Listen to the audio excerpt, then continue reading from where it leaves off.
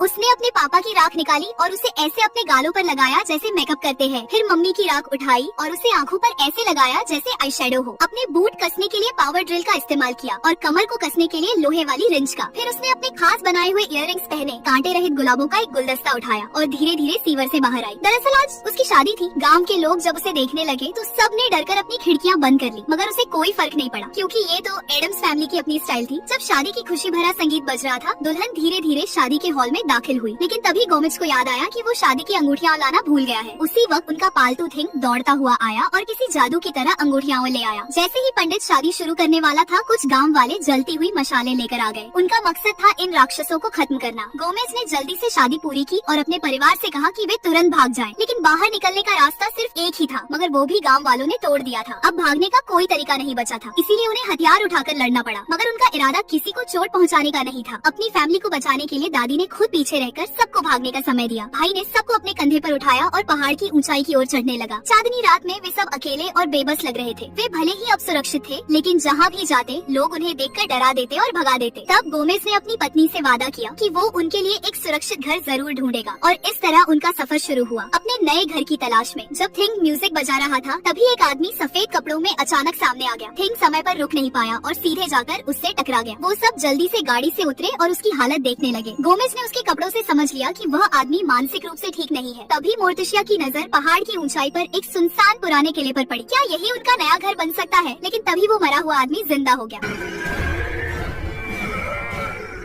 लेकिन गोमेज ने कहा कि धन्यवाद पुराने दोस्त, अब तुम ही हमें रास्ता दिखाओ। इस तरह वह बिना सोचे समझे गोमेज का नौकर बन गया। कुछ ही देर में वे उस किले में पहुंच गए। गोमेज ने मोहर तोड़कर दरवाजा खोला। जगह डरावनी थी, दीवारों से खून की बूंदें टपक रही थी। कोई और होता तो डरकर भाग जाता, लेकिन एडम्स फैमिली को ऐसे ही घर पसंद थे, इसीलिए उन्होंने वहीं बसने का फैसला किया। जल्दी ही उनके दो अजीब बच्चे हुए। बड़ी बेटी का नाम बुधवार रखा गया। उसे गिलोटिन के नीचे सोना पसंद था। अगर हर सुबह पेड़ की आत्मा उसे नहीं जगाती तो वो अब तक कई बार मर चुकी होती। उसका छोटा भाई पक्सली तो उससे भी ज्यादा डरावना था। उसे अपने पापा पर खुद बनाए हुए हथियार आजमाना सबसे अच्छा लगता था। भाई बहन बहुत करीब थे। बुधवार का प्यार जताने का तरीका था पक्सली को जिंदा दफना देना। और इसी तरह एडम्स फैमिली उस डरावने किले में खुशी खुशी रहने लगी। सब कुछ ठीक चल रहा था, जब तक कि एक दिन किले के चारों ओर छाई धुंध हटने लगी और उनके सामने एक सुंदर छोटा शहर दिखने लगा। उसी वक्त रियल एस्टेट एजेंट मार्गो कुछ क्लाइंट्स को एक नया घर दिखा रही थी। जैसे ही उसने पर्दा हटाया, सब लोग दंगे रह गए। सामने पहाड़ पर वो डरावना किला दिख रहा था। मार्गो डर के मारे बेहोश हो गई। जब किले का पता चला तो एडम्स फैमिली ने सोचा कि अब वे गांव वालों को जाकर बताएंगे कि वे खतरनाक नहीं है। लेकिन जैसे ही गांव वालों ने उन्हें देखा, सब डर गए। जब उन्होंने पगजली को कुत्ते की तरह जमीन से पानी पीते देखा तो वो सब घबरा गए और भाग गए। और तब से गांव वाले एडम्स फैमिली को राक्षस समझने लगे।